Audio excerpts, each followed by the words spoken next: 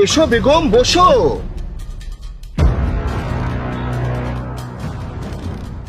কি হলো, তাড়াতাড়ি নাও।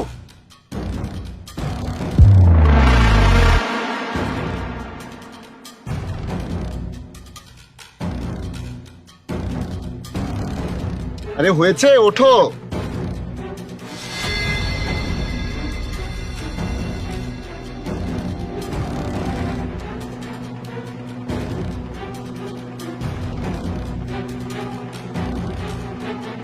আমি বিদেশে গেলে তোমার সব চিন্তা দূর করে দেব। আজকে তোমাকে নিয়ে আমি দুবাই চলে যাব। আরে আমার তো বাংলাদেশে একদম ভালোই লাগে না। বাংলাদেশে ময়লা আবর্জনা, এখানে অনেক অভাব। আরে তুমি কিছু বলছো না কেন? কিছু বলো। এত চুপচাপ থাকলে তো ভালো লাগে না। আরে আমাদের তো বিয়েই হয়েছে, এত চিন্তা করছো কেন? আরে মা বাবার জন্য একদম চিন্তা করো না। দুবাইয়ে অনেক বড় বড় বিল্ডিং আছে, ওইসব বিল্ডিং এ আমরা থাকবো। তার সাথে আমি তোমাকে 2টা বুর্জ খলিফাও দেখাবো। আরে এখন তো আমাদের বিয়ে হয়েই গেছে, এখন আর এত চিন্তার কোনো কারণ নেই।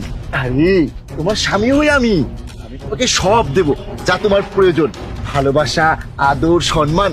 আই লাভ ইউ মেরা জান। আসো জান, আসো। আরে বসো, এত লজ্জা পাচ্ছ কেন? আরে তুমি মনে হচ্ছে অনেক মোটা হয়ে গেছো। আরে এখন তো আমাদের বিয়ে হয়ে গেছে, এখন এত লজ্জা পেয়ে কি হবে? তোমার চাঁদের মতো চেহারাটা একবার সরিয়ে দাও। তোমার চাঁদের মতো চেহারা থেকে এই মেকআপটা একটু সরাও। আরে তুই কে? হ্যাঁ তুই কে? আমার বউয়ের জায়গায় তুই কি করছিস? কখন থেকে আমি তোর সাথে এসব করছি?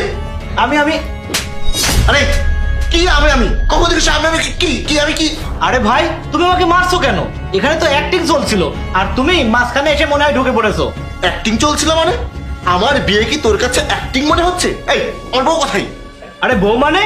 ম্যাডাম তো বলেছিল অ্যাক্টিং করতে। অ্যাক্টিং মানে? প্র্যাঙ্ক ভিডিও চলছে। ও, তাহলে তুমি সেই যে অ্যাক্টিং করতে এসেছো? আমি শুনেছি তুমি নাকি খুব ভালো অ্যাক্টিং করো। হ্যাঁ ম্যাডাম, আমি অনেকগুলো থিয়েটার করেছি আর এখন রিয়েল করতে এসেছি। তোমাকে একটা অফার দিচ্ছি, যদি পারো তাহলে তোমার চাকরি কনফার্ম। আমরা আসলে একটা শুট করব, সেখানে আমি আর আমার নকল হাজবেন্ড থাকবে।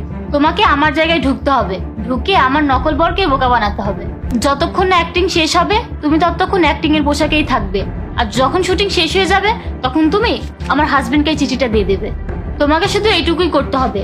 আর এই যে নাও, এই বোরখাটা তোমাকে পরতে হবে। ঠিক আছে ম্যাডাম। তাহলে তাড়াতাড়ি চিঠিটা দে। বের করছি, দাঁড়াও, থামো। তুই ঘাম লাগিয়ে ফেলেছিস। ওখানে রাখলে